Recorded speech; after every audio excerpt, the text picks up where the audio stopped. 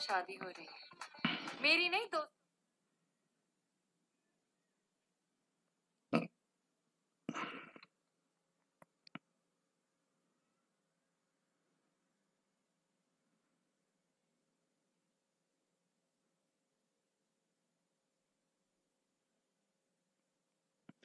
Good morning सर्वांना good morning. तर पहा, आज आपला एक महत्त्वाचा टॉपिक डिस्कस करायचा आहे. तर पहा, लाईक करायचा आहे, शेअर करायचा आहे व्हिडिओ जास्तीत जास्त, आणि आवाज वगैरे पाहिजे व्यवस्थित येत आहे का एकदा सांगा.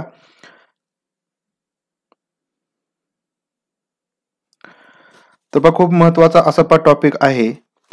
तर याच्यावरती पहा प्रश्न हमखास विचारला जातो, विचारले गेले आहेत. याच्यामध्ये आपल्याला शिक्षण तज्ज्ञ बघायचे आहेत. बघा, सर्व जे शिक्षण तज्ज्ञ आहेत हे बघायचे आहेत. त्याच्यानंतर आपलं जे अंतःस्राव ग्रंथी आहे, तर अंतःस्राव ग्रंथी कोणत्या आहेत, त्याचं नेमकं कार्य काय असतं, ज्याच्यावरती प्रश्न विचारले गेलेले होते, विचारले जातील, विचारले जातात. आणि बाल शिक्षण या संदर्भातील माहिती आपल्या या ठिकाणी बघायची आहे.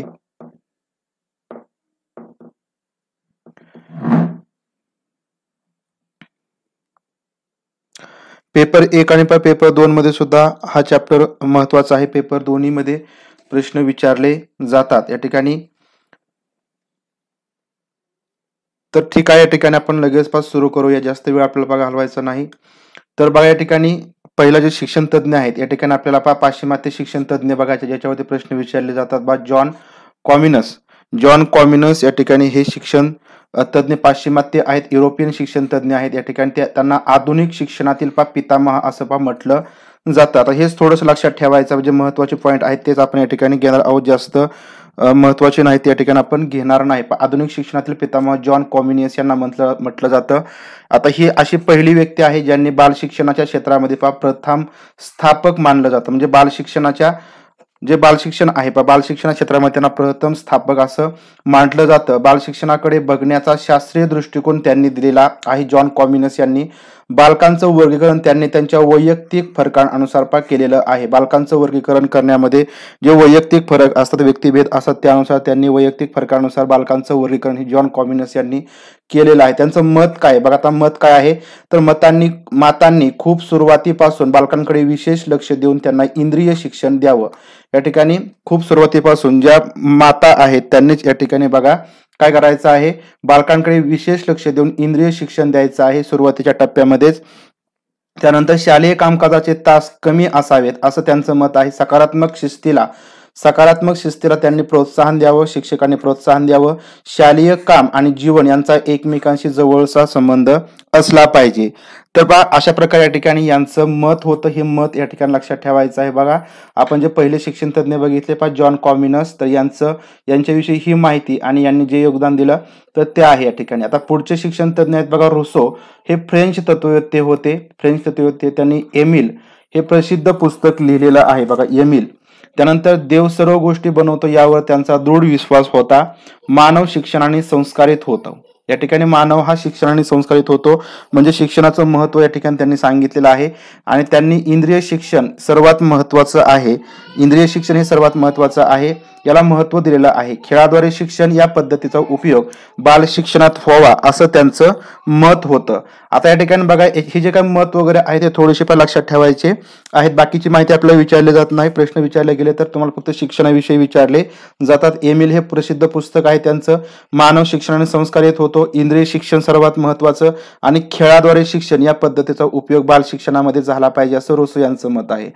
पुढे या ठिकाणी विज्ञान शिकवण्यासाठी नसून बालकांनी ते शोध घेऊन शिकावं असं या ठिकाणी त्यांचं मत आहे. सर्वात महत्वाचं म्हणजे विज्ञान हा शिकवण्यासाठीचा विषय नाही, तर विज्ञानामध्ये जे काही प्रयोग असतील, जे काही शोध आहेत ते स्वतः बालकांनी करावेत, बालकांनी घ्यावेत आणि शिकावं असं त्यांचं मत. शिक्षकांनी बालकांचा सखोल अभ्यास करावा. शिक्षकांसाठी काय सांगितलं तर शिक्षकांनी कोणत्याही बालकाचा सखोल अभ्यास केला पाहिजे.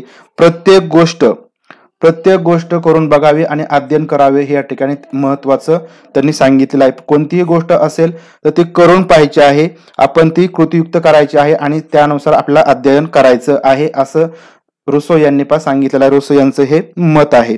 सर्वांना गुड मॉर्निंग. पुढे जॉन पेस्टॉलॉजी हे स्विस शिक्षण तज्ज्ञ होते.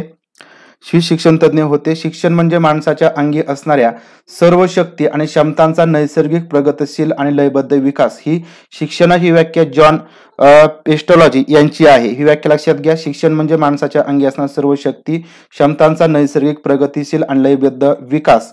बालकांचा सखोल अभ्यास करून त्यानुसार योग्य अध्यापन पद्धतींचा अवलंब करावा. ज्या अध्यापन पद्धती असतात तर त्या कशा प्रकारे वापरायच्या, तर बालकांचा आधी सखोल अभ्यास करायचा आणि त्यानुसार योग्य अध्यापन पद्धतीचा वापर करायचा, असं जॉन पेस्टॉलॉजी यांनी सांगितलेलं आहे. यांनी सुद्धा इंद्रिय संवेदन महत्वाचं आहे असं म्हटलेलं आहे. इंद्रियांचं जे संवेदन आहे ते महत्वाचं आहे असं सांगितलेलं आहे. निसर्ग हा सर्वात उत्तम शिक्षक आहे. यांचं लक्षात घ्या.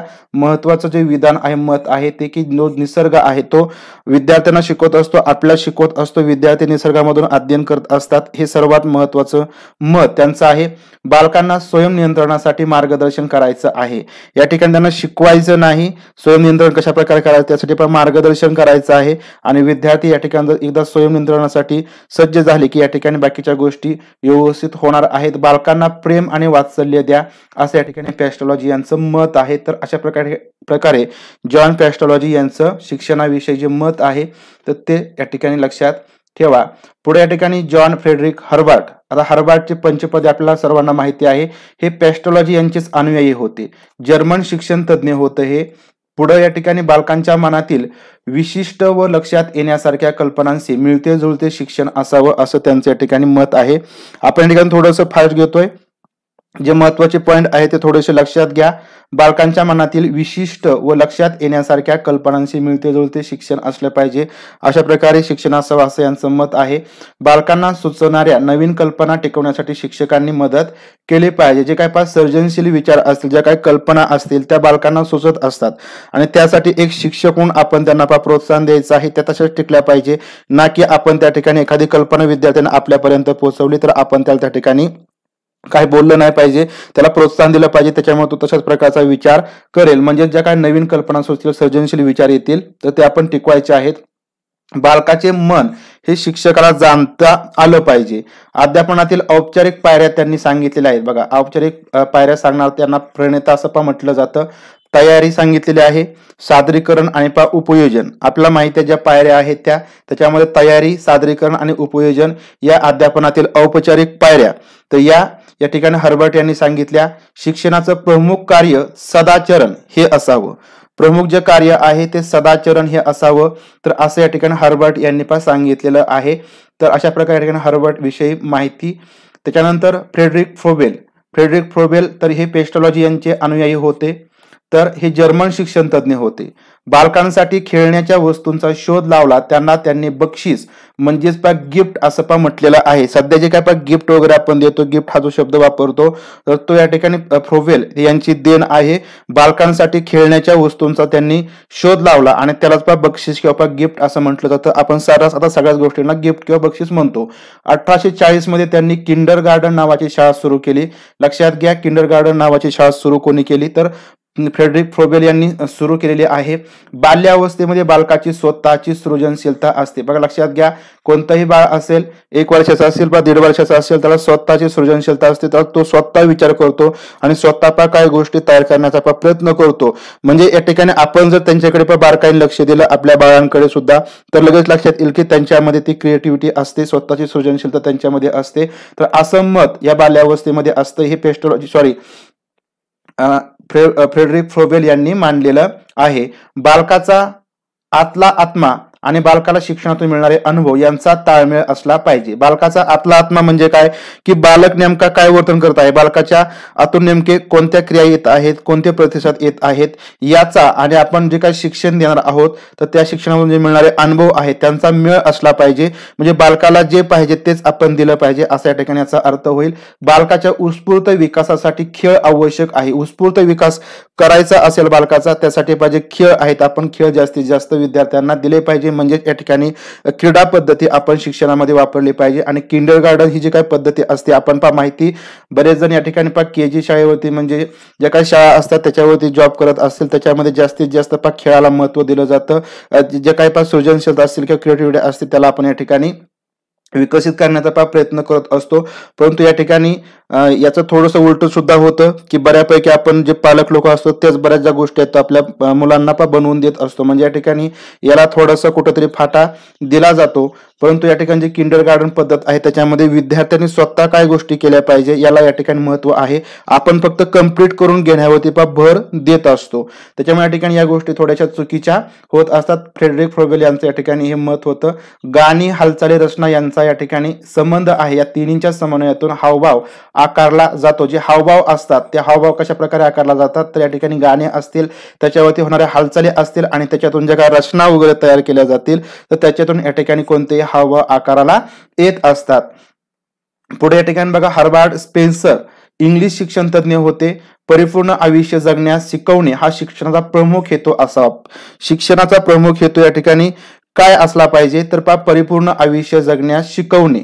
कोणतेही बालक असेल तर कोणतीही व्यक्ती असेल तर त्या व्यक्तीला, त्या बालकाला परिपूर्ण आयुष्य जगण्यास शिकवलं किंवा शिकवणे तर हा या ठिकाणी या शिक्षणाचा प्रमुख हेतू असावा असं मत हर्बर्ट स्पेन्सर तर यांचं या ठिकाणी आहे. शिक्षणातील महत्वाची अनुभव वचने त्यांनी सांगितलेले आहेत.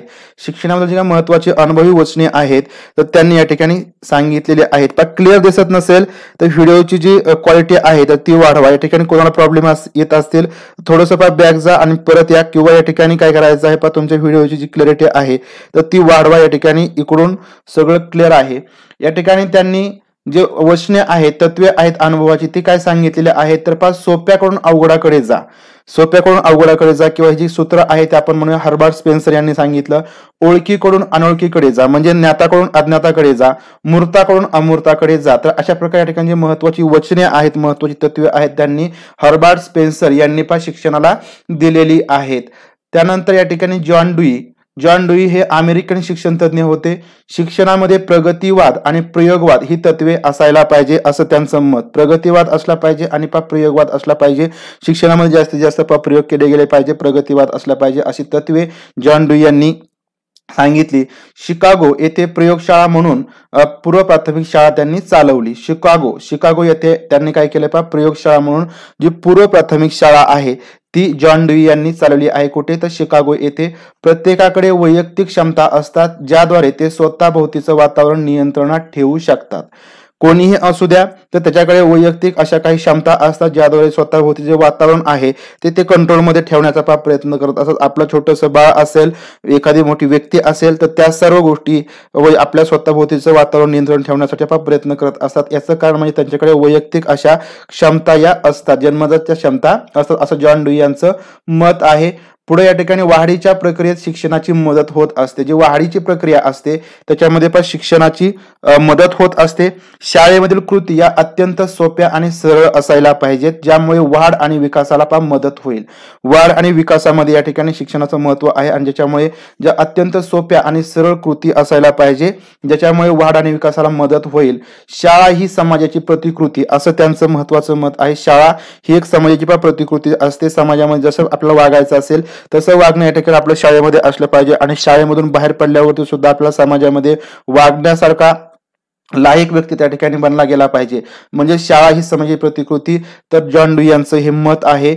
शाळेच्या अभ्यासक्रमात सामाजिक आयुष्य हे प्रतिबिंबित व्हायला पाहिजे, झालं पाहिजे. कृतीयुक्त शिक्षण हे पायाभूत तत्व असावं. कृतीयुक्त शिक्षणाला यांनी अत्यंत महत्व दिलेलं आहे. पायाभूत तत्व असलं पाहिजे शिक्षणाचं. कृतीयुक्त शिक्षण हे सामाजिक शिस्त लावली पाहिजे. शिक्षकाने त्यासाठी योग्य असं वातावरण पुरवलं पाहिजे. वास्तववादी विचार विकसित केले पाहिजे आणि बालकांच्या आवडीचा विचार केला पाहिजे. म्हणजे अभ्यासक्रम असेल, कोणताही आपला एखादा पाठ आपल्याला शिकवायचा असेल, त्यांना अध्यापन करायचं असेल तर त्यासाठी सर्वात आधी बालकांच्या आवडीचा विचार केला पाहिजे, विद्यार्थ्यांच्या आवडीचा विचार केला पाहिजे, त्यांची अभिरुची कशामध्ये आहे याचा विचार करूनच आपण विद्यार्थ्यांना अध्यापन केलं पाहिजे. अशा प्रकारे या ठिकाणी जॉन डी यांचं मत होतं. म्हणजे या ठिकाणी जे कृतीयुक्त शिक्षण आहे यासाठी त्यांनी महत्व दिलेलं आहे. पुढे या ठिकाणी सर्वात महत्वाचे तज्ञ मारिया मॉन्टेसरी. आता मारिया मॉन्टेसरी या इटालियन डॉक्टर आहेत. ते शिक्षण तज्ञ तत्ववेत्या आहेत. प्रयोगवाद आणि प्रगतीवाद यांचा शिक्षणात त्यांनी वापर केला. प्रयोगवाद आणि प्रगतीवाद यांचा शिक्षणात वापर केला. मॉन्टेसरी शिक्षण पद्धतीचे त्या प्रणेत्या आहेत, उद्गत्या आहेत. मानसिक दृष्ट्या दुर्बल बालकांसाठी त्यांनी खूप काम केलं. लक्षात घ्या, महत्वाचा पॉइंट आहे. मानसिक दृष्ट्या जे दुर्बल बालक आहेत त्यांच्यासाठी त्यांनी खूप मोठ्या प्रमाणात काम केलं. मारिया मॉन्टेसरी यांनी रंग, वास, चव, आवाज शिकवण्यासाठी त्यांनी साहित्य तयार केले. रंग असेल, वास असेल, चव आणि आवाज हे शिकवण्यासाठी त्यांनी काही साहित्य तयार केले. याची गरज कशामुळे भासली तर जे मानसिक दृष्ट्या दुर्बल बालक होते त्यांना या ठिकाणी जे सर्वसामान्य बालकांप्रमाणे अध्ययन करण्यामध्ये अडचणी येत होत्या, त्याच्यामुळे यांनी रंग, वास, चव, आवाज शिकवण्यासाठी हे साहित्य तयार केलेलं आहे. पुढे उंची, लांबी, जाडी शिकवण्यासाठी त्यांनी विटा तयार केल्या. उंची शिकवायची असेल, लांबी शिकवायची असेल, जाडी शिकवायची असेल, त्यांनी त्यासाठी विटा तयार केल्या. आणि त्यांनी सुद्धा इंद्रिय शिक्षणाला खूप महत्व दिलेलं आहे. जे इंद्रिय शिक्षण आहे बाल शिक्षणामध्ये, इंद्रिय शिक्षण दिल्यानंतरच या ठिकाणी जे कृतीयुक्त अध्यापन आहे, अध्ययन आहे ते होत असतं. याला महत्व मारिया मॉन्टेसरी यांनी दिलेलं आहे. या ठिकाणी लक्षात घ्या की मानसिकदृष्ट्या दुर्बल घटकांसाठी यांनी काम केलं. मॉन्टेसरी शिक्षण पद्धती या प्रणेत्या आहेत आणि त्यांनी शिक्षणामध्ये प्रयोगवाद आणि प्रगतीवाद यांचा वापर केलेला आहे. पुढे या ठिकाणी शिक्षकाने बालकाला प्रेम आणि मुक्तता द्यायला हवी. म्हणजे शिक्षकाने बालकाला प्रेम दिलं पाहिजे, मुक्तता दिली पाहिजे, त्यांना स्वातंत्र्य दिले पाहिजे. त्यांना ज्या काही गोष्टी पण शिकायच्या असतील, ते शिकत असतील, त्यांना आपण स्वातंत्र्य दिलं पाहिजे, त्यांना त्या गोष्टी शिकू दिल्या पाहिजे. शिस्तीचा बडगा दाखवून, भीती दाखवून बालकाचे व्यक्तिमत्व खुजे करू नये. लक्षात घ्या, बालकाचे व्यक्तिमत्व जर खुलवायचं असेल तर त्यासाठी आपल्याला या ठिकाणी शिस्तीचा बडगा दाखवायचा नाही, भीती दाखवायची नाही. जर आपण त्यांना तशा प्रकारची भीती दाखवली का जास्त कडक शिस्त दाखवली तर व्यक्तिमत्व या ठिकाणी खुंटतं किंवा व्यक्तिमत्व चांगल्या प्रकारे विकास होत नाही. वस्तू स्वरूपात बक्षीस किंवा शिक्षा देऊ नये. या ठिकाणी वस्तू स्वरूपात बक्षीस आणि शिक्षा देण्याला त्यांचा विरोध आहे. स्वयं अध्ययनावरती भर दिला पाहिजे, सूक्ष्म कारक कौशल्यांवरती भर द्यावा आणि शालापूर्व बालकांना परिकथा सांगू नये. लक्षात घ्या, शालापूर्व जे बालक आहेत त्यांना कोणत्या प्रकारच्या परिकथा सांगायच्या नाहीत. अन्यथा या ठिकाणी परिकथा सांगितल्यानंतर ते त्या कल्पनेमध्ये जाऊ शकतात, त्याच्यामध्ये रमू शकतात आणि आपल्या शिक्षणाकडे ते लक्ष देणार नाहीत. म्हणजेच या ठिकाणी शालापूर्व जे बालक आहेत त्यांच्यासाठी परिकथा सांगायच्या नाहीत, असं या ठिकाणी मॉन्टेसरी यांचं मत होतं. ये कौन सी एग्जाम की स्टडी सुरू है. तर याच्यामध्ये तुम्हाला टीईटी आणि सीटीईटी साठी सुद्धा प्रश्न विचारले जातात. लक्षात घ्या, दोन्ही एक्झामसाठी महत्वाचं आहे. त्यानंतर या ठिकाणी पुढचा अर्नॉल्ड जिसेल आहेत. अमेरिकन बालमानसशास्त्रज्ञ होते. पूर्व प्राथमिक शिक्षणातील त्यांनी खूप संशोधन केलेले आहेत. प्रौढ वयात दिसून येणाऱ्या काही मानसिक आजारांची मुळे ही बाल्यावस्थेत असतात असा निष्कर्ष त्यांनी काढलेला आहे. बघा, लक्षात घ्या, महत्वाचं आहे की प्रौढ वयात दिसून येणारे जे काही मानसिक आजार असतात तर या मानसिक आजारांची जी मुळे आहेत, बेसिक्स असतात, ते बाल्यावस्थेमध्ये असतात. बाल्यावस्थेमध्ये ज्या काही गोष्टी घडत असतील तर त्यांचा परिणाम या ठिकाणी प्रौढ वयामध्ये दिसून येत असतो. सुरुवातीच्या वर्षात योग्य शिक्षण दिले गेले तर मानसिक आजार पुढचे टाळता येतात. या ठिकाणी लक्षात घ्या, सुरुवातीच्या वर्षामध्ये जर योग्य शिक्षण दिलं, चांगल्या प्रकारचं शिक्षण दिलं तर पुढे जे काही मानसिक आजार वगैरे होण्याची संभावना असते तर ते टाळता येते, असं या ठिकाणी या अर्नॉल्ड जिसेल यांचं मत आहे. पुढे जेबी वॉटसन हे अमेरिकन मानसशास्त्रज्ञ होते. अध्ययनाबाबतीमध्ये त्यांनी प्रयोग केले आहेत. आपण यांच्याविषयी माहिती बघितली तर सुद्धा अमेरिकन मानसशास्त्रज्ञ अध्ययनाबाबत त्यांनी प्रयोग केले. प्रयोगातून त्यांनी 2 तत्वांचा निष्कर्ष काढला. त्याच्यामध्ये सरावाचं तत्व त्यांनी सांगितलं आणि अगदी नव्याने शिकून लक्षात ठेवलेल्या गोष्टी हे तत्व त्यांनी सांगितलं. 2 तत्व त्यांनी महत्त्वाचं सांगितलं. सरावाचं तत्व एक सांगितलं जेबी वॉटसन यांनी आणि अगदी नव्याने शिकून लक्षात ठेवलेल्या गोष्टी तर हे एक तत्व त्यांनी सांगितलेलं आहे. या तत्वांनुसार 2 तत्वांच्या पुनरावृत्तीमुळे यश प्राप्ती होती. म्हणजे सराव या ठिकाणी केला गेला पाहिजे आणि अगदी नव्याने शिकून लक्षात ठेवल्या ज्या गोष्टी आहेत त्याची पुनरावृत्ती केली, त्याच्यामुळे या ठिकाणी यश प्राप्त होतं, असं जेबी वॉटसन यांचं या ठिकाणी मत आहे. पुढे जीन पियाजे विषयी आपण सविस्तर अशी माहिती बघितली. त्यांच्यावरती स्पेशल असा लेक्चर सुद्धा पाहिला होता. तर सुद्धा थोडक्यात माहिती या ठिकाणी बघा. हे स्विस मानसशास्त्रज्ञ होते. बालकांच्या विचार क्षमतेबाबत क्रांतिकारी असे विचार त्यांनी मांडलेले आहेत. विचार क्षमता कशा प्रकारे विकसित होते म्हणजे या ठिकाणी आपण बघितले त्यांची उपपत्ती, बोधात्मक विकास, बोधात्मक विकासाची उपपत्ती आपण डिटेलमध्ये बघितली, त्याच्यामध्ये विचार क्षमता कशा प्रकारे विकसित होते, तर या बाबतीमध्ये त्यांनी क्रांतिकारी असे विचार मांडलेले आहेत.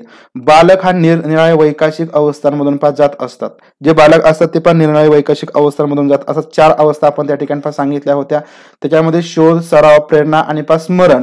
तर या ठिकाणी ज्या अवस्था आहेत त्या अवस्थेच्यावरती आधारित असतात. शोध असतील, शोध घ्यायला ते शिकत असतात. सराव असेल, प्रेरणा मिळते आणि स्मरण करायला ते शिकत असतात. अशा प्रकारे या ठिकाणी बालक वेगवेगळ्या वैकसिक अवस्थांमधून जात असतो. ज्ञान गोळा करणे आणि नवीन ज्ञानाला मध्यवर्ती मज्जासंस्था जागा करणे.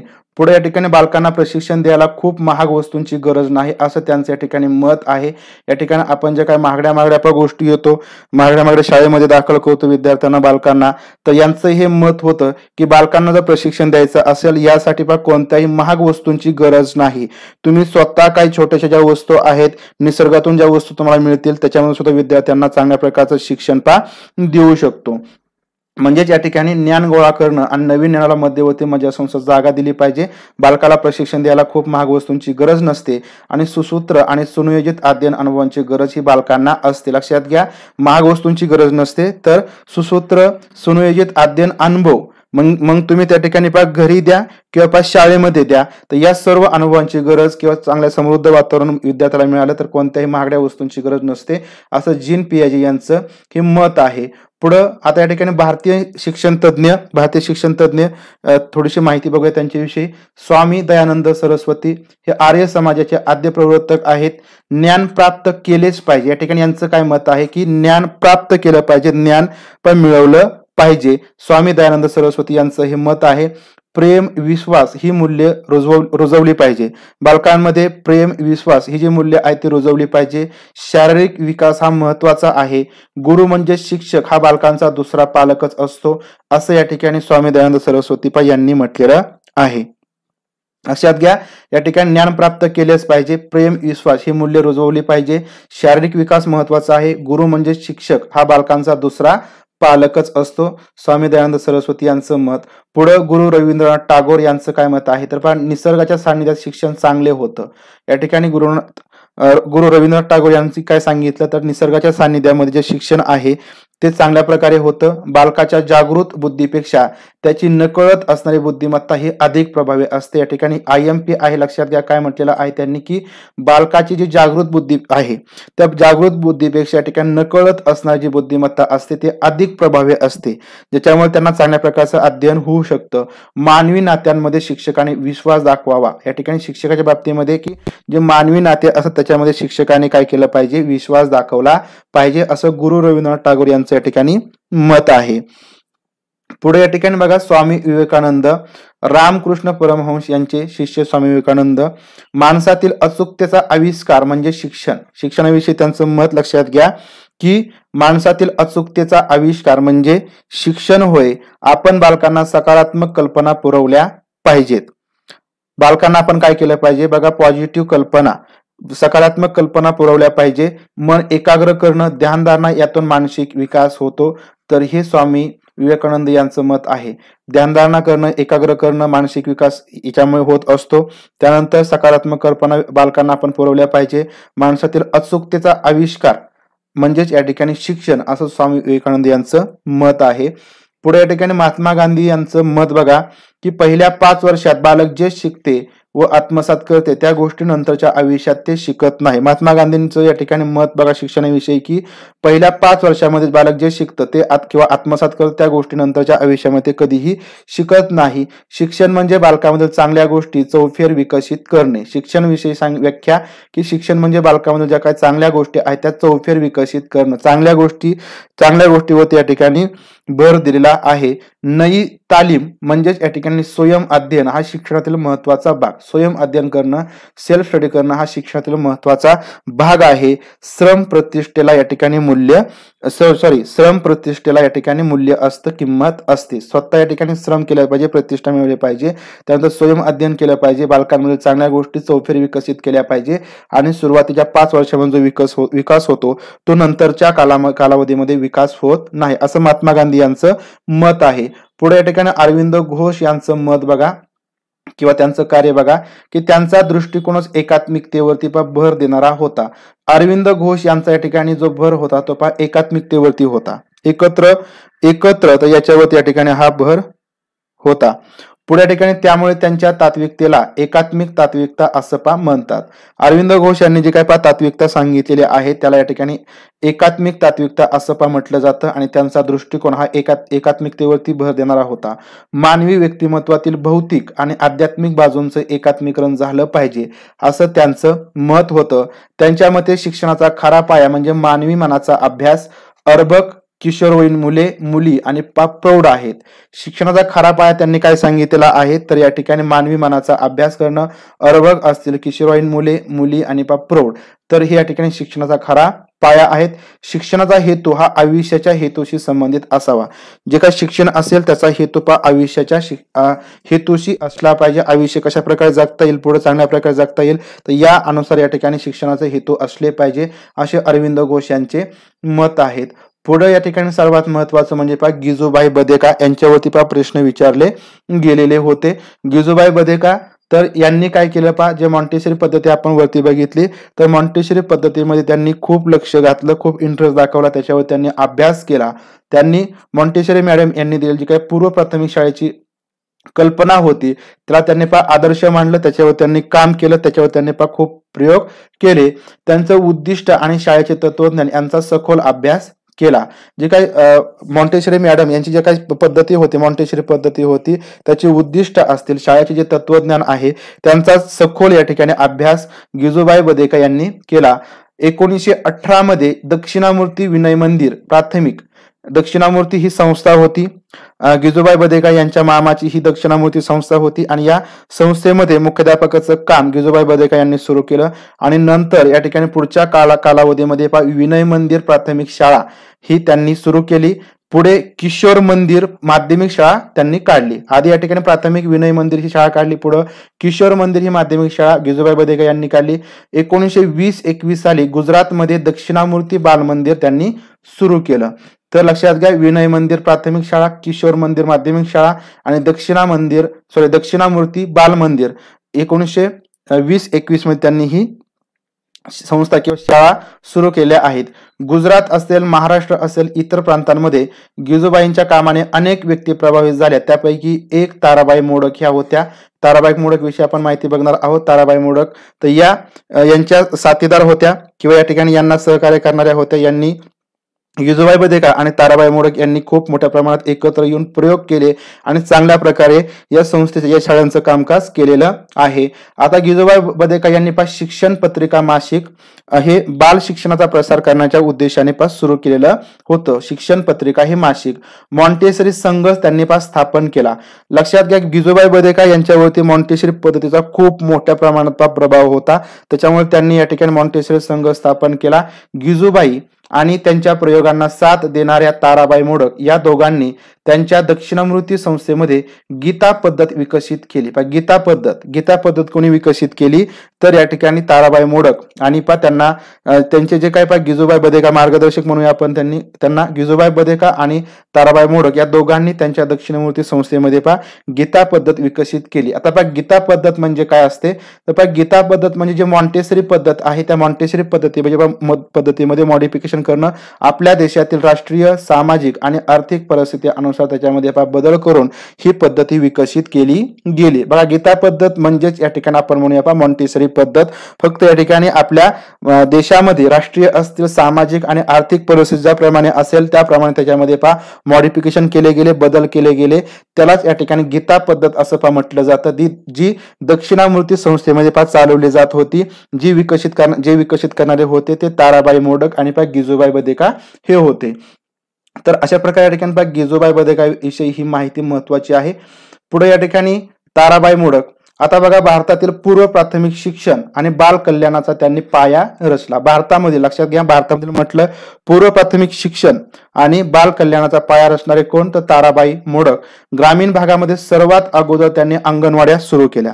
सर्वात अगोदर अंगणवाड्या सुरू कोणी केल्या? तर ताराबाई मोडक यांनी. आता या ठिकाणी लक्षात घ्यायचं आहे बघा, ताराबाई मोडक यांनी हे सर्व कार्य केलेलं नाही, तर यांना या ठिकाणी मदत करणाऱ्या यांच्या सहकार्य होत्या बघा. आपण पुढे त्यांना बघणार आहोत. तर नूतन बाल शिक्षण संघाची त्यांनी स्थापना केलेली आहे. ताराबाई मोडक यांनी नूतन बाल शिक्षण संघाची स्थापना केली. त्यांनी विकासवाड्या सुरू केल्या. आता विकासवाड्या सुरू केल्या त्याच्यामध्ये 15 आहे बघा, 0 ते 15 वर्ष मुलांच्या सर्वांगीण विकासाचा या ठिकाणी तो एक प्रयोग म्हणून विकासवाड्या त्यांनी सुरू केल्या. चांगल्या प्रकारे सुरू झाल्या. त्या ठिकाणी 100% विद्यार्थ्यांना त्या ठिकाणी दाखल करून त्यांना सर्वांगीण विकास करण्याचा तो प्रयोग किंवा जी शाळा आहे ती चालवली गेली. 10 जून 1956 मध्ये विकासवाड्या या ठिकाणी सुरू केलेल्या आहेत. विकासवाड्या कोणी सुरू केल्या? ताराबाई मोडक यांनी. त्यानंतर त्यांनी विकासवाडी अध्यापक विद्यालय सुद्धा सुरू केलं. म्हणजे विकासवाडी चालवण्यासाठी जे शिक्षक असतील त्यांच्यासाठी प्रशिक्षण देणारे अध्यापक विद्यालय विकासवाडी 1957 मध्ये सुरू केली ताराबाई मोडक यांनी. त्यानंतर त्यांनी बालवाडी सुरू केली. त्यांनी सुरू केली. अंगणवाडी सुद्धा सुरू केली. आता या ठिकाणी त्यांच्या सहकारी बघा, अनुताई वाघ आणि ताराबाई मोडकच्या मार्गदर्शनाखाली अनुताई वाघ यांनी त्यांना खूप चांगल्या प्रकारे काम करू दिलं किंवा काम केलं. त्यांच्या कामामध्ये अनुताई वाघ यांचा मोलाचा वाटा आहे असं आपल्याला म्हणता येईल.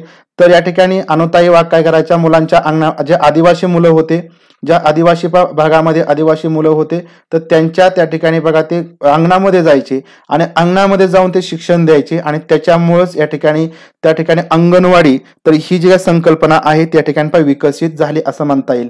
त्यानंतर त्यांनी कुरणशाळा स्थापन केल्या, कुरणशाळा उघडल्या. जी मुलं रानामध्ये जायचे, गुरं वगैरे चारायला जायचे, तर त्या मुलांना शाळेमध्ये येता येत नव्हते, अंगणवाडीत बालवाडीत येता येत नव्हते, तर त्या मुलांना शिक्षण देण्यासाठी कुरणशाळा स्थापन केल्या. म्हणजे कोरणामध्ये जाऊन, म्हणजे आपण म्हणूया की वनामध्ये जाऊन, कोरणामध्ये जाऊन त्या ठिकाणी त्या शाळा ते जे शिक्षक आहेत ते जायचे, त्यांना शिकवायचे. तर अशा प्रकारची ही कुरणशाळा. त्यानंतर रात्रशाळा. काही मुलं अशी होती की त्यांना कुरणशाळेमध्ये शिकता येत नव्हतं, जाता येत नव्हतं, त्यांना बाल मंदिरामध्ये किंवा बालवाडीमध्ये जाता येत नव्हतं. तर अशा मुलांना सांगितले का आम्हाला या ठिकाणी दिवसा कामाला जावं लागतं, म्हणून या ठिकाणी त्यांनी रात्रशाळा उघडली आणि ती मुलं त्या रात्रशाळेमध्ये येऊ लागली. अशा प्रकारे रात्रशाळेची जी संकल्पना आहे ती ताराबाई मोडक यांची आहे. म्हणजेच या ठिकाणी अनुताई वाघ यांची सुद्धा त्याच्यामध्ये आहे असं म्हणता येईल. त्यांचं मत काय आहे बघा, मत लक्षात घ्या. या ठिकाणी मत काय आहे? तर स्वावलंबन हा बाल शिक्षणाचा पाया. स्वावलंबन या ठिकाणी जे स्वावलंबन असतं तर हा या ठिकाणी बाल शिक्षणाचा पाया असतो. बाल शिक्षणामध्ये ज्या काय गोष्टी केल्या जातात, ज्या काय गोष्टी शिकवल्या जातात, तर त्या सर्व बालकांनी स्वतः केल्या पाहिजे असा हा हेतू बाल शिक्षणाचा असतो. लक्षात घ्या, मुलांनीच या ठिकाणी सगळ्या गोष्टी केल्या पाहिजे. मोडक्या तोडक्या असू द्या, कसे असू द्या, परंतु मुलांनी स्वतः या ठिकाणी त्या गोष्टी करणं आवश्यक आहे. म्हणजे स्वावलंबन हा बाल शिक्षणाचा पाया असतो असं मत ताराबाई मोडक यांचं. स्वतंत्र, स्वयंस्फूर्ती, स्वयंशिक्षण आणि व्यक्ती शिक्षण या 4 शब्दात त्यांनी बाल शिक्षणाचा सार सांगितलेला आहे. स्वतंत्र असलं पाहिजे, मुलांना स्वतः शिकू दिलं पाहिजे, स्वतः काही गोष्टी करू दिल्या पाहिजे. स्वयंस्फूर्ती, स्वतः विद्यार्थ्यांनी पुढे येऊन काही गोष्टी केल्या पाहिजे. स्वयंशिक्षण, स्वतः शिक्षण घेतलं पाहिजे. आणि व्यक्ती शिक्षण या 4 शब्दामध्ये बाल शिक्षणाचा सार हा या ठिकाणी ताराबाई मोडक यांनी सांगितलेला आहे. तर एवढं खूप मोठं कार्य या ठिकाणी ताराबाई मोडक यांचं आहे. त्यांच्यापेक्षा या ठिकाणी अनुताई वाघ यांचं खूप मोलाचं कार्य त्यांना साथ देऊन आहे. तर पद्मश्री पुरस्काराने अनुताई वाघ यांना सन्मानित करण्यात आलेलं आहे. अनुताई वाघ यांचं कार्य बघा. ताराबाई मोडक यांनी जे घालून दिलेले तत्व आहे त्या तत्वांच्या त्या अनुयायी होत्या. 1982 साली त्यांनी ग्राम मंगल संस्थेची स्थापना केली. 1982 साली ग्राम मंगल संस्थेची त्यांनी स्थापना केलेली आहे. पूर्व प्राथमिक प्रशिक्षण केंद्र याची उभारणी केलेली आहे. पूर्व प्राथमिक प्रशिक्षण केंद्र त्यांनी उभारलं. मानसिक व शारीरिक आरोग्यासाठी चांगले बालशिक्षण असावे असं त्यांनी मत मांडलेलं आहे. मानसिक आणि शारीरिक आरोग्य या ठिकाणी चांगलं असायला पाहिजे, यासाठी त्यांनी बालशिक्षण असलं पाहिजे असं मत त्यांनी मांडलं. कोसवाडच्या टेकडीवरून हे पुस्तक त्यांनी लिहिलेलं आहे. पद्मश्री अनुताई वाघ यांचं कोसवाडच्या टेकडीवरून, वाडच्या आहे या ठिकाणी, कोसवाडच्या टेकडीवरून हे पुस्तक लिहिलेलं आहे. त्यानंतर त्यांनी या ठिकाणी ज्या काय कुरणशाळा वगैरे त्याच्यामध्ये त्यांनी काम केलं. कुरणशाळेमध्ये विद्यार्थ्यांना कशा प्रकारे शिकवलं जाईल, तर त्या ठिकाणी जे काही निसर्गामध्ये काही गोष्टी मिळत म्हणजे जंगलामध्ये गेल्यानंतर किंवा त्या कोरोनामध्ये गेल्यानंतर ज्या काय गोष्टी मिळत त्या गोष्टींचाच या ठिकाणी यूज करून त्या ठिकाणी शिक्षण दिलं जाईल. म्हणजे निसर्ग सानिध्यामध्ये सर्व शिक्षण दिलं जात असं आणि त्या निसर्ग सानिध्यात जे शिक्षण दिलं जात असे त्याचे जे अनुभव असतील त्याची जी काही तत्वे होती तात्विक भूमिका होती तर या सर्व तत्वे जे अनुभव होते जे तात्विक भूमिका होते तर या सर्वांची मांडणी असणारी कुरणशाळा आणि इंग्रजी मेडो स्कूल नावाचे पुस्तक होतं. हे अनुताई वाघ यांच्या अनुभवांचं आणि तात्विक भूमिका असणारं हे पुस्तक होतं. कुरणशाळा आणि इंग्रजी मेडो स्कूल हे पुस्तक या ठिकाणी खूप मोठ्या प्रमाणात गाजलेलं आहे. लक्षात घ्या या ठिकाणी अनुताई वाघ यांच्याविषयी हे पुस्तक आहे कुरणशाळा व इंग्रजी मेडो स्कूल. आता जी शिक्षण पत्रिका होती शिक्षण पत्रिका आपण बघितली की गिजूबाई बदेगे यांनी सुरू केली होती परंतु गिजूबाई बदेगे असतील ताराबाई मोडक असतील यांनी जवळजवळ एकत्रच काम केलेलं आहे. त्याच्यामुळे त्या शिक्षण पत्रिकेचे संपादक पद आहे ते सुद्धा काही दिवस अनुताई वाघ यांच्याकडे होतं. तर अशा प्रकारे या ठिकाणी पद्मश्री अनुताई वाघ यांच्याविषयीची ही माहिती लक्षात ठेवा. आता पुढे या ठिकाणी जे पूर्व प्राथमिक शाळा आहेत त्यांचे प्रकार बघा. या ठिकाणी पेपर 2 मध्ये याच्यावरती मला प्रश्न विचारले जाऊ शकतात. पूर्व प्राथमिक शाळेचे जे प्रकार आहेत त्याच्यामध्ये खेळगट म्हणजे प्ले ग्रुप हा एक महत्वाचा प्रकार असतो. याच्यामध्ये खेळगट तर खेळगटामध्ये काय होतं किंवा प्ले ग्रुपमध्ये काय केलं जातं तर मोठ्या सामाजिक जगतात पाऊल टाकण्यासाठी खेळगटात जाणे हा प्रवेश. म्हणजे या ठिकाणी लक्षात घ्या जर आपलं जे मूल आहे ते खेळगटामध्ये आपण दाखल केलं तर ते या ठिकाणी मोठ्या सामाजिक जगतामध्ये पाऊल टाकणारं प्रवेशद्वार असतं. जो खेळगट असतो जो प्ले ग्रुप असतो तो मोठ्या सामाजिक जगतामध्ये कारण या ठिकाणी सुरुवातीला फक्त मूळ आपल्या घरामध्ये असतं आणि त्यानंतर आपण त्याला ज्यावेळेस त्या प्ले गटामध्ये किंवा खेळ गटामध्ये टाकतो त्यावेळेस तो मोठ्या सामाजिक जगतामध्ये जात असतो. ते एक प्रवेशद्वार आहे असं मत आहे. शाळेच्या वातावरणाशी जुळवून घेणे हा या शाळांचा प्राथमिक हेतू असतो. या ठिकाणी शाळेचे जे वातावरण आहे तसंच वातावरण त्या ठिकाणी दिलं जातं आणि त्याच्यामुळे या ठिकाणी जुळवून घेण्यामध्ये जे आपण प्राथमिक शाळेमध्ये मुलांना दाखल केल्यानंतर जुळवून घेण्यामध्ये मुलांना कोणतीही अडचण येत नाही. शाळेच्या ज्या वेळा असतात त्याच्या सुद्धा या ठिकाणी कमी कालावधीच्या असतात. आपण बघतो 2, 2.5, 3 तासांचा कालावधी त्या प्ले ग्रुपचा असतो. बालकांची अवधान कक्षा सुद्धा या ठिकाणी 3 मिनिटांपेक्षा जास्त नसते. त्याच्यामुळे लहान मुलं इकडे तिकडे बघत असतात म्हणून आपण या लहान मुलांसाठी जास्तीत जास्त जे साहित्य आहेत त्यांचे अवधान खेचणारे ते आपण त्या ठिकाणी यूज करत असतो. या अनुसार उद्दिष्ट या ठिकाणी ठरवली जात असतात त्यानुसार शिक्षण या प्ले ग्रुपमध्ये दिलं जातं. पुढं दुसरा प्रकार आहे बघा बालमंदिर. बालमंदिर हा एक प्रकार असतो. 1911 साली मार्गारेट आणि राचेल मॅकमिलन या भगिनींनी नर्सरी स्कूल ही संकल्पना अस्तित्वात आणली. जी नर्सरी स्कूल ही संकल्पना आहे तर ती कोणी असं आणली त्यालाच बालमंदिर असं म्हटलं जातं. तर मार्गारेट आणि राचेल मॅकमिलन या दोन या ठिकाणी बहिणी आहेत. त्यांनी या ठिकाणी बालमंदिर किंवा नर्सरी स्कूल ही संकल्पना 1911 मध्ये अस्तित्वात आणली. कारखान्यातील कामगार स्त्रियांच्या बालकांसाठी प्रामुख्याने ही नर्सरी स्कूल सुरू करण्यात आलेली होती. बघा कारखान्यातील कामगार स्त्रियांच्या बालकांसाठीची ही संकल्पना अस्तित्वात आणली गेलेली होती. त्यांनी फ्रोबेल यांच्याकडून प्रेरणा घेतलेली होती. फ्रोबेल यांच्याकडून त्यांनी प्रेरणा घेतली होती आणि त्यांच्या शाळेमध्ये मानसिक विकासाच्या कृतींचा समावेश केला. जे लहान मुलं आहेत त्यांच्या मानसिक विकासाच्या कृती या सर्व कृतींचा समावेश हा या ठिकाणी या नर्सरी स्कूल संकल्पनेमध्ये किंवा नर्सरी स्कूलमध्ये केला गेलेला होता. मार्गारेट आणि राचेल मॅकमिलन यांची ही संकल्पना आहे. पुढचा या ठिकाणी तिसरा प्रकार आहे बघा किंडर गार्डन केजी. पुढे या ठिकाणी फ्रेडरिक फ्रोबेल किंडर गार्डनची ही संकल्पना यांची शाळा पुढील तत्वांवरती आधारित असते. तर केजी जी शाळा आहे ती कोणत्या तत्वावरती आधारित असते बघा एकत्रित राहणे या तत्वानुसार मानव आणि निसर्ग यांना एकत्र ठेवणे तर हे घडत असतं. आता या ठिकाणी बघा मानव आणि निसर्ग जर याचा विचार केला तर केजी मध्ये मानव आणि निसर्ग हा एकत्र येतो का तर एकत्रित राहणे हे तत्व या ठिकाणी असू शकतं. परंतु बाकीच्या गोष्टी या ठिकाणी आपल्या सध्या तरी केजी जी काही संकल्पना आहे त्याच्यामध्ये बघायला मिळणार नाहीत. सर्व गोष्टी या ईश्वराने एकत्रितच निर्माण करून पाठवल्या आहेत. ज्या काही गोष्टी असतात त्या सर्व गोष्टी ईश्वराने एकत्रित निर्माण करून पाठवल्या आहेत. किंडर गार्डन जर्मन भाषेतील शब्द आहे. जो किंडर गार्डन शब्द आहे तो जर्मन भाषेतील शब्द आहे.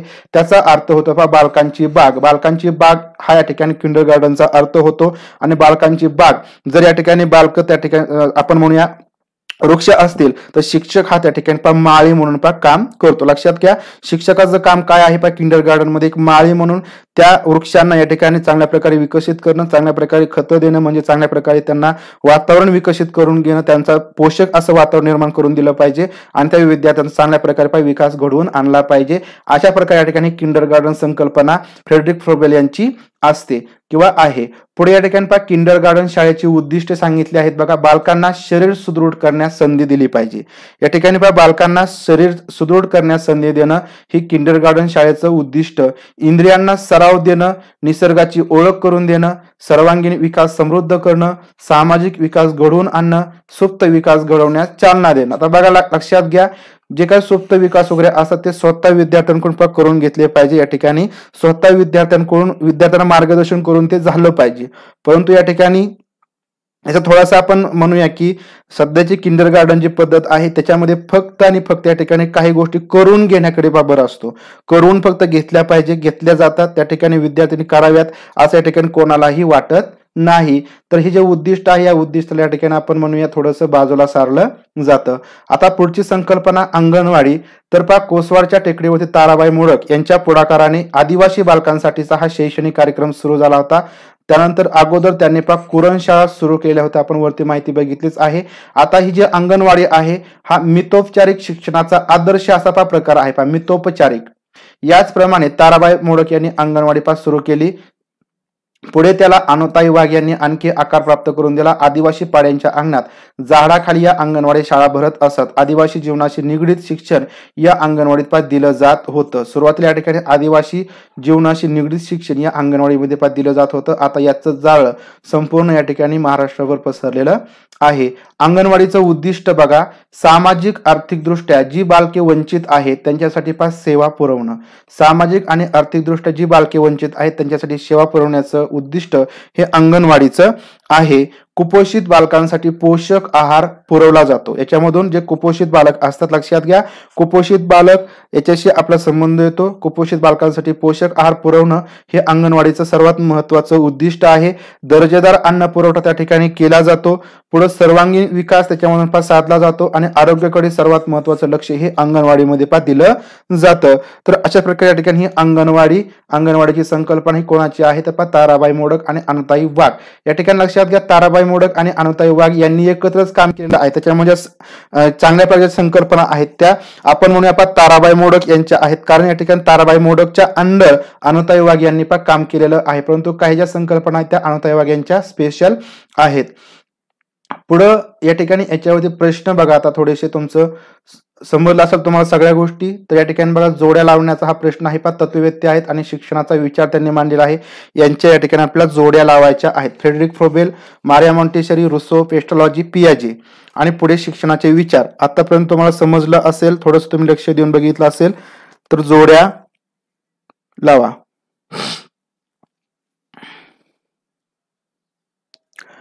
तर आता या ठिकाणी आपल्याला बालमानसशास्त्राविषयी पेपर 1 आणि पेपर 2 साठी अशाच प्रकारची एक संपूर्णपणे माहितीचा शेवटचा एक फक्त लेक्चर तुमच्यासाठी होईल. म्हणजे याच्यानंतरचा तो संध्याकाळी होईल किंवा उद्या सकाळी होईल. परंतु त्याच्यामध्ये तुम्हाला जवळपास सगळी माहिती देण्याचा मी प्रयत्न करेल शॉर्टमध्ये. त्याचा तुम्हाला नक्की फायदा होईल. तर त्याची तयारी सुरू आहे. या ठिकाणी ही सुद्धा माहिती तुम्हाला देणं गरजेचं होतं, महत्वाची माहिती होती. जशी माहिती होईल तशी या ठिकाणी दिली जाईल. तत्ववेत्ता आणि शिक्षणाचे विचार, त्यांचे विचार या ठिकाणी आपल्याला जोड्या लावायचे. फ्रेडरिक फ्रोबेल यांचा विचार काय यापैकी तर बालकांसाठी खेळण्याच्या वस्तूंचा शोध लावला, त्यालाच गिफ्ट असं म्हटलं गेलेलं आहे. पुढे या ठिकाणी मारिया मॉन्टेसरी यांनी काय केलं बघा, या ठिकाणी मानसिक दुर्बल बालकांसाठी काम केलं कोणी, मारिया मॉन्टेसरी. रुसो यांनी काय केलं तर खेळाद्वारे शिक्षण पद्धतीचा बाल शिक्षणाचा वापर व्हावा असं त्यांचं मत. पुढे पेस्टॉलॉजी, निसर्ग हा उत्तम शिक्षक आहे. आणि पियाजे यांचं काय तर बालक विकासाच्या विविध अवस्थांमधून जात असते. ऑप्शन क्रमांक ए मध्ये या योग्य अशा जोड्या आहेत. लक्षात घ्या, फ्रेडरिक फ्रोबेल बालकांसाठी खेळण्याच्या वस्तूंचा शोध लावला, गिफ्ट असं म्हटलं जातं. मारिया मॉन्टेसरी या ठिकाणी मानसिक दुर्बल घटकांसाठी काम केलं. रुसो खेळाद्वारे शिक्षण पद्धतीचा शिक्षणात किंवा बाल शिक्षणाचा वापर व्हावा. पेस्टॉलॉजी निसर्ग हा उत्तम शिक्षक आहे. आणि पियाजे हे बालक विकासाच्या विविध अवस्थांमधून जात असते. ऑप्शन क्रमांक ए. पुढे या ठिकाणी जॉन ड्युई यांनी प्रयोगासाठी कोणत्या ठिकाणी शाळा उभारली, जॉन ड्युई यांनी प्रयोगासाठी कोठे शाळा उभारली. पेपर 1 आणि पेपर 2 दोन्ही पेपरसाठी उपयोगी आहेत. आपण कोणत्याही एका पेपरसाठी कोणताही लेक्चर घेतलेला नाही, लक्षात घ्या. दोन्ही पेपरसाठी उपयोगी आपले लेक्चर असतात, जे तुम्हाला दुसरीकडे कुठे मिळणार नाही. ते तुम्हाला सायकर सर क्लासेसवरती 100% मिळेल. तुम्ही त्या ठिकाणी सर्च करायचं आहे. जवळजवळ आपण सगळे व्हिडिओ तुम्हाला जिथे कुठेही तुम्हाला ते मिळणार नाहीत, जे टॉपिक तुम्हाला कुठेही मिळणार नाहीत, ते टॉपिक आपल्या चॅनलवरती उपलब्ध आहेत. तुम्ही सगळे टॉपिक एकदा बघा. आपला चॅनल ओपन करा, व्हिडिओ असतात, व्हिडिओमध्ये जा, पाठीमागे जा, सर्च करा.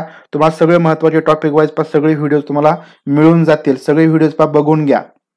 तर शिकागो येथे जॉन ड्यू यांनी प्रयोगासाठी शाळा जी उभारली ती शिकागो येथे उभारलेली आहे. पुढं फ्रेडरिक फ्रोबेल यांनी सुरू केलेल्या शाळेला काय म्हटलं जातं? फ्रेडरिक फ्रोबेल आपण आताच बघितलं. तर फ्रेडरिक फ्रोबेल यांनी किंडरगार्टन नावाची शाळा उभारली. किंडरगार्टन. ताराबाई मोडक यांनी काय सुरू केल्या?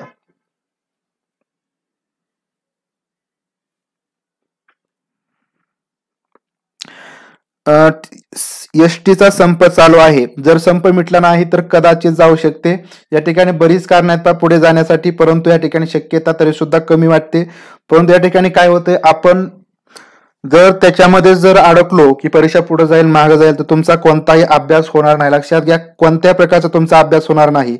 आणि या ठिकाणी आता अशी एक परिस्थिती झाली की या ठिकाणी आम्हाला सुद्धा तुम्हाला नेमकं शिकवायचं का शिकवायचं नाही अशी सुद्धा परिस्थिती झाली. त्याच्यामुळे आता या ठिकाणी मी तरी हा विचार करत नाही की तुमची परीक्षा 21ला होईल किंवा होणार नाही. माझं काम जे आहे ते मी माझं काम करणार आहे. तुमचं जे काम आहे अभ्यास करण्याचं ते तुम्ही तुमचं काम करावं अशी माझी प्रामाणिक इच्छा आहे. या ठिकाणी कोणत्या गोष्टी होतील, कोणत्या गोष्टी होत आहेत याकडे दुर्लक्ष करा. हे या ठिकाणी तुमच्यासाठी पण चांगलं आहे. या ठिकाणी अध्यापन पद्धतीवरती आपण व्हिडिओ बनवलेला आहे, ऑलरेडी बनवलेला आहे, तुम्ही बघू शकता. तर अंगणवाडी ऑप्शन क्रमांक ए, अंगणवाडी सुरू केल्या. आपण जवळजवळ सर्व व्हिडिओ बघितले आहेत. जे काही विशेष बालके आहेत, विशेष गरजा असणारी बालके असतील, प्रतिमाने असतील, अध्यापन पद्धती असतील, फ्लँडरचे आंतरक्रिया विश्लेषण पद्धती असेल, सगळे महत्वाचे बघितलेले आहेत. सर्वात पहिले बाल संगोपन केंद्र 1840 साली टिंबटिंब येथे स्थापन झाले. सर्वात पहिले बाल संगोपन केंद्र कोणत्या ठिकाणी स्थापन झालं? तर फ्रान्स. ऑप्शन क्रमांक सी, फ्रान्स. सर्वात पहिलं बाल संगोपन केंद्र 1840 मध्ये फ्रान्समध्ये स्थापन झालं. या ठिकाणी पुढे बघा, परत जोड्या लावण्याचा एक प्रश्न आला. या ठिकाणी आपण बघितलं, त्याच्यावरती तुम्हाला तुमचं मूल्यमापन झालं पाहिजे.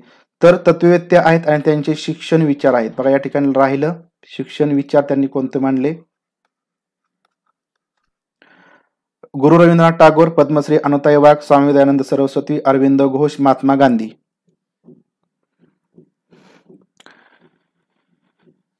शिकवणार आहोत आपण, या ठिकाणी शिकवणार आहोत.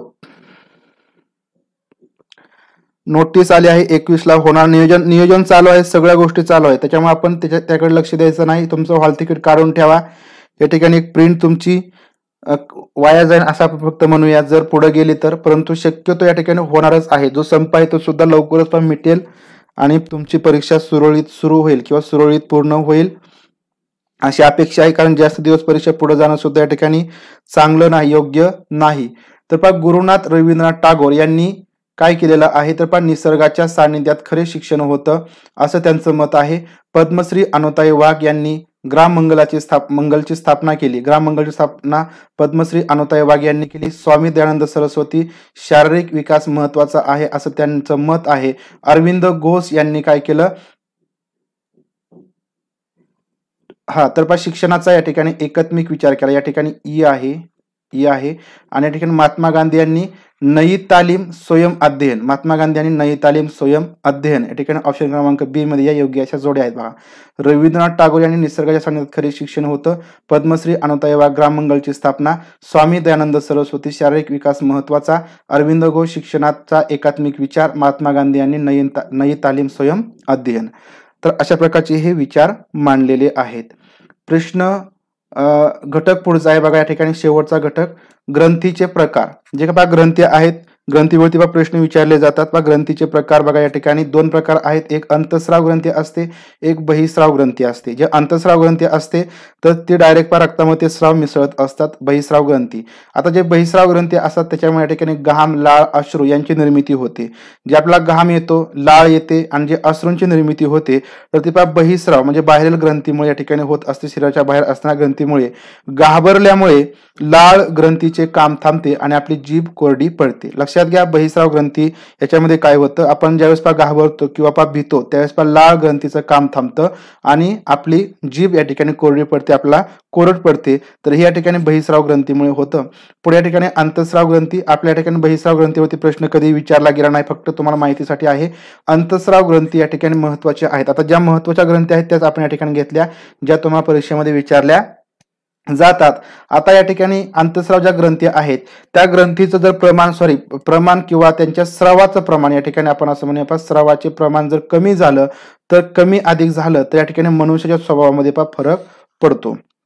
जर तुम्हाला प्रश्न विचारला की अंतस्राव ग्रंथीच्या स्रावांचं प्रमाण कमी अधिक झालं, लक्षात घ्या, अंतस्राव ग्रंथींच्या स्रावाचं प्रमाण कमी अधिक झाल्यास काय होतं तर मनुष्याच्या स्वभावामध्ये फरक पडतो. परंतु जर या ठिकाणी प्रॉपर एखादी ग्रंथी विचारली किंवा एखादा स्राव विचारला तर त्यानुसार तुम्ही खालच्या ठिकाणी माहिती लक्षात घ्या.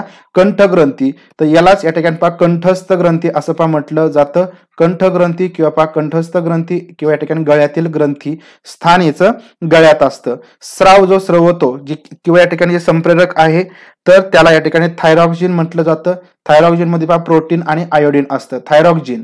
तर हे कंठ ग्रंथीमधून किंवा गळ्यातून जे काही ग्रंथी आहे त्याच्यामध्ये स्रवतं, त्याला कंठस्थ ग्रंथी म्हटलं जातं. कार्य काय आहे त्या ग्रंथीचं तर शरीराच्या वाढीच्या गतीवर नियंत्रण ठेवणं.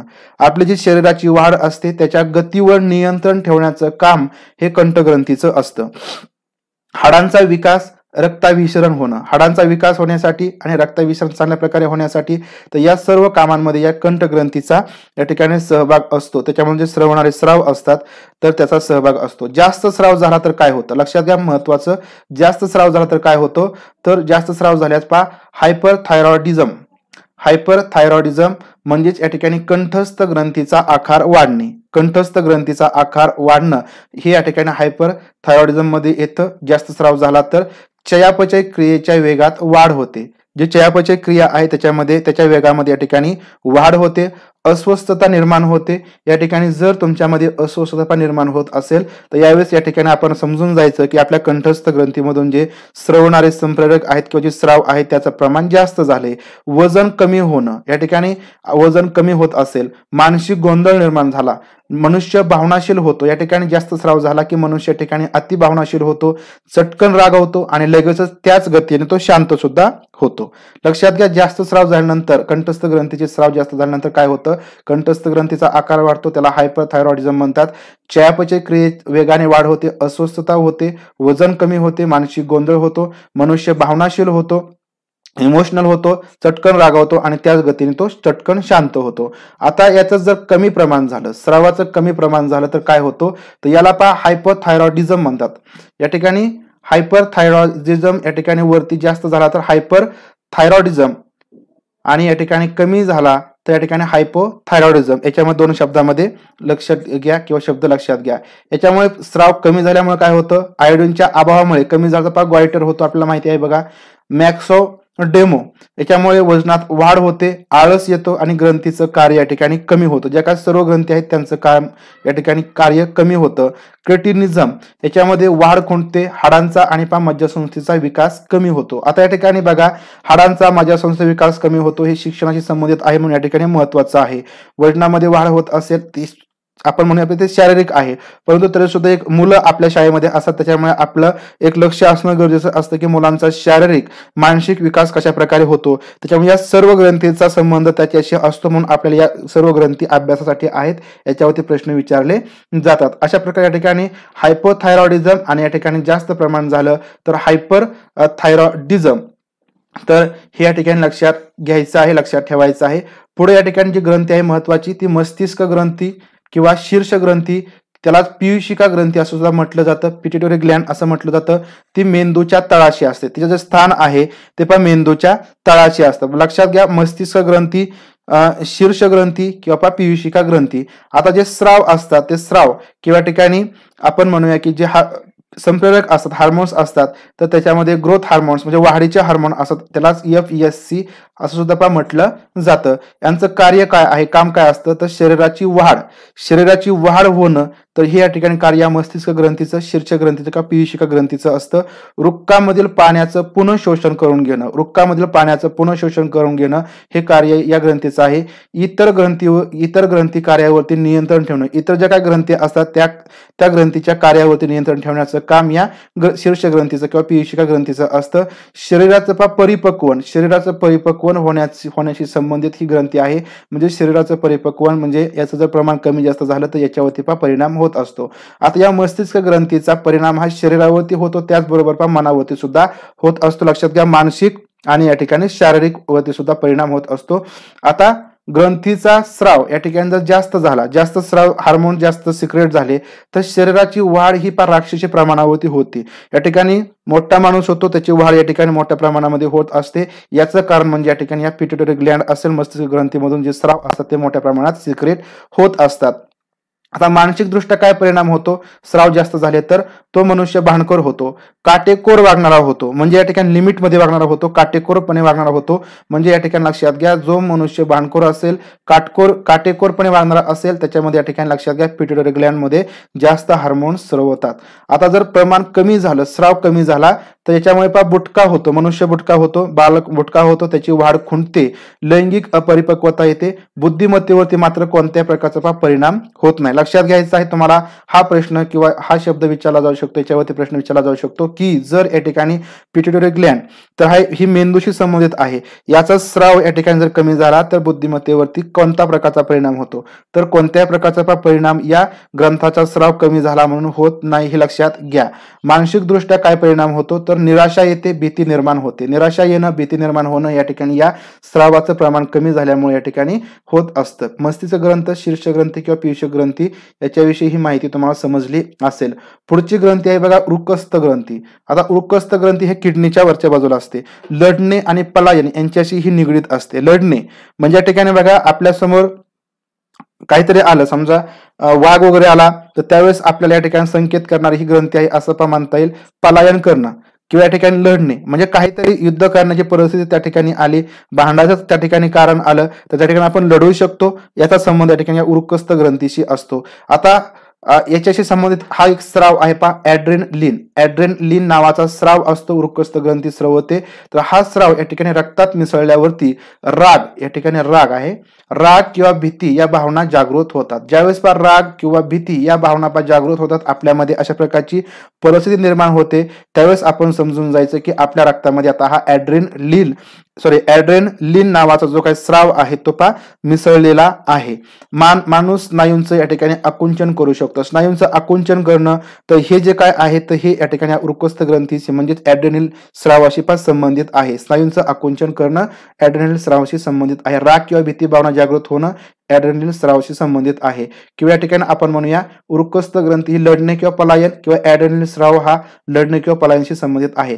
आता जर स्राव याचा जास्त झाला तर यकृतावरती परिणाम होतो. यकृतावरती परिणाम या ठिकाणी या स्राव जास्त झाल्यामुळे होतं. मधुमेह सारखे या ठिकाणी रोग होतात. आता कमी स्राव झाला तर काय होतं हे या ठिकाणी आपल्याला विचारलं जात नाही.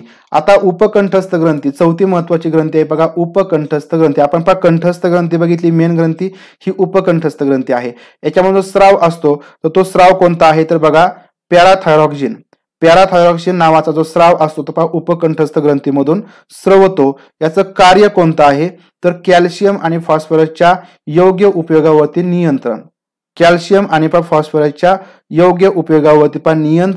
तर हे कार्य या उपकंठस्थ ग्रंथीचं आहे, म्हणजे या पॅराथायरॉक्सिन या संप्रेरकाचं आहे. लक्षात घ्या, कॅल्शियम आणि फॉस्फरसच्या योग्य उपयोगावरती नियंत्रण. म्हणजे जर या ठिकाणी या ग्रंथीचं कार्य या ठिकाणी बघा जास्त स्राव झाला तर काय होणार आहे, हाडे कमकुवत बनतील. त्यानंतर स्नायूंमध्ये या ठिकाणी दुर्बलता येणार आहे. हाडे कमकुवत बनणे, स्नायूंची दुर्बलता येणे हे या ठिकाणी या स्रावाचं प्रमाण जास्त झाल्यामुळे होतं. कमी स्राव जर झाला तर या ठिकाणी टिट्यानी म्हणजेच या ठिकाणी स्नायूंमध्ये पेटके येणे. या ठिकाणी बघा आपला हा अनुभव बऱ्याच वेळा येतो की आपल्या स्नायूमध्ये पेटके येतात. आपण झोपलेलो असलो, अचानक उठलो तर आपल्या या ठिकाणी जे स्नायू असतात त्याच्यामध्ये या ठिकाणी पेटके येत असतात. पेटके येण्याचं हेच कारण असतं, जे उपकंठस्थ ग्रंथी असते तर याच्यामधून हा जो काय पॅराथायरॉक्सिन नावाचा स्राव आहे तो कमी प्रमाणामध्ये स्रवतो, त्याच्यामुळे हा टिट्याने किंवा स्नायूमध्ये पेटके येण्याचा प्रकार आपल्याला अनुभवायला मिळतो. तर अशा प्रकारे या ठिकाणी हे कंठस्थ ग्रंथी असतील किंवा अंतस्राव ग्रंथी ज्या आहेत त्याच्याविषयी माहिती आपण या ठिकाणी बघितली. सर्वात महत्वाचं म्हणजे बाल शिक्षण, त्याच्यामध्ये शिक्षण तज्ज्ञ असतील त्यांची मतं बघितली आणि त्याच्यावर तुम्हाला प्रश्न विचारले जातील अशीच माहिती आपण या ठिकाणी बघितलेली आहे. तर या ठिकाणी आपला हा क्लास आहे त्या ठिकाणी आपण संपवत आहोत, संपलेला आहे. आता जर तुमच्या काय अडचणी असतील तर फक्त एक मला कमेंट करायची आहे की आपला या ठिकाणी एक संध्याकाळी आपण फक्त याच्यावरती एक लेक्चर घेऊया की तुमच्या काय अडचणी असतील, तुमच्या काय शंका वगैरे असेल त्याच्यावरती फक्त लाईव्ह सेशन घेण्याचा. कारण या ठिकाणी तुमच्यासाठी मला दोन्ही पेपरसाठी एक मोठा व्हिडिओ बनवायचा आहे, मोठा लेक्चर आपला एक होईल. तो आज जर तयारी आपली झाली तर आज संध्याकाळी तुमच्यासाठी तो आपण घेऊया किंवा या ठिकाणी उद्या सकाळी तो घेऊया. परंतु त्याच्यामध्ये तुम्हाला सगळ्या गोष्टींचा समावेश असेल, अशा प्रकारे त्या नोट्स असतील किंवा सगळी माहिती तुम्हाला त्याच्यामध्ये बघायला मिळेल, जे महत्वाची माहिती असेल. फॅक्शनचा कोणताही प्रॉब्लेम येणार नाही. तुम्हाला फॅक्शन असू द्या किंवा नसू द्या, तुम्ही जे हॉल तिकीट घेतलेलं आहे हॉल तिकीटवर तुम्हाला सूचना तशी आलेली आहे का बघा. तर तशी कोणतीही सूचना आलेली नाही, त्याच्यामुळे फॅक्शन तुम्ही घेतलेलं असेल किंवा नसेल, घेतलेला असेल किंवा नसेल याचा काही संबंध नाही. बिनधास्त तुम्ही परीक्षेला जायचं आहे. सर्वात आधी फक्त अभ्यास काढा, बाकीच्या गोष्टीकडे या ठिकाणी दुर्लक्ष करा. एक मार्क तुम्हाला कमी झाला की तुम्ही या ठिकाणी टीईटी परीक्षा अपात्र होणार आहात, एवढं लक्षात घ्या.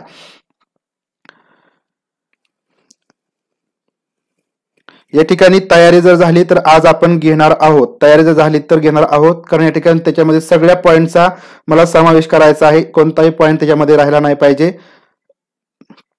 तयारी झाली तरच या ठिकाणी आपण घेणार आहोत आज संध्याकाळी, नाहीतर या ठिकाणी आपण उद्या सकाळी घेणार आहोत. लक्षात घ्या, त्याच्यामध्ये तुम्हाला सगळ्या गोष्टींचा समावेश होईल आणि सगळ्या गोष्टी समावेश होण्यासाठी बघा मला थोडासा वेळ लागणार आहे, तेवढा थोडासा वेळ द्या. मास्टर क्लास आपण म्हणूया त्याला, मास्टर क्लास असेल आणि त्याच्यानंतर आपला कोणताही क्लास तर या टॉपिकवरती होणार नाही. मग नंतर फक्त आपले क्वेश्चन आन्सर असतील, कारण या ठिकाणी या गरजेच्या तुमच्या गोष्टी आहेत, ज्या गरजेच्या गोष्टी आहेत ते तुमच्यापर्यंत पोहोचवणं या ठिकाणी मला आवश्यक वाटतं.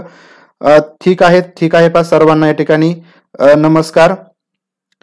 दिवसा नका घेऊ, ठीक आहे. मग उद्या आपण जर सकाळी झालं नाही, आज संध्याकाळी झालं नाही, उद्या आज संध्याकाळी तर शक्यतो होणारच नाही.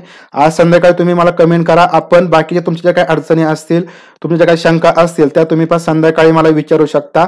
आपण तर तो एक लेक्चर आहे मार्गदर्शनपर, तर तो स्पेशल आपण घेऊया. कारण काय होतं, ज्यावेळेस आपण असा लेक्चर घेतो त्याच्यामध्ये पण मार्गदर्शन किंवा ज्या बाकीचे तुमच्या काही शंका वगैरे असतील त्या घेणं या ठिकाणी थोडंसं कठीण जातं. त्याच्यामुळे एक स्पेशल आपण घेऊया की त्याच्यामध्ये तुमच्या बाकीच्या काही शंका वगैरे असतील त्या घेतल्या जातील. आणि त्याच्यानंतर आपण एक उद्याचा क्लास झाला, आपला जो मोठा क्लास आहे तो झाल्यानंतर आपण फक्त आन्सर आणि क्वेश्चन आन्सर फक्त घेणार आहोत. मग ते तुमच्या परीक्षेपर्यंत चालू राहतील. अजून अभ्यास झाला नाही असं वाटतंय, काही प्रॉब्लेम नाही. या ठिकाणी आपण सगळे जे महत्वाचे व्हिडिओ आहेत ते आपण घेणार आहोत. अजून बऱ्याच गोष्टी बाकी आहेत, त्याच्यामुळे कोणीही या ठिकाणी काळजी करू नका. जेवढं काय माझ्याकडून शक्य आहे ते तुम्हाला तुमच्यासाठी होईल. फक्त या ठिकाणी मला एक दिवसाचा वेळ द्या. जर झालं आज तर आज संध्याकाळी आपण तो क्लास घेऊया, पण जर नाही झालं तर या ठिकाणी उद्या दुपारी किंवा उद्या संध्याकाळी घेऊया. बऱ्याच जणांचं मत आहे संध्याकाळी घ्या, तर आपण पण नाईटला घेऊया. परंतु एक मार्गदर्शन जे आहे बाकीचं इतर त्या ठिकाणी आपण आज संध्याकाळी घेऊया किंवा उद्या सकाळी घेऊया. जर तुमचा त्याप्रमाणे रिस्पॉन्स आला तर आपण संध्याकाळी सुद्धा ते घेऊया. ठीक आहे. सर्वांना गुड नाईट. सर्वांना गुड नाईट नाही, सर्वांना धन्यवाद. सवय झाली संध्याकाळी क्लास घेण्यामुळं.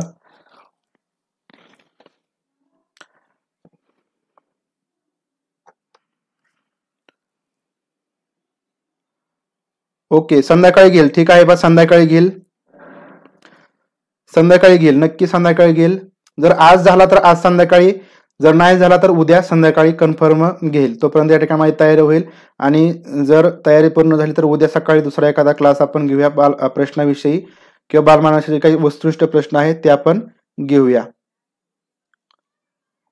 ठीक आहे सर्वांना धन्यवाद.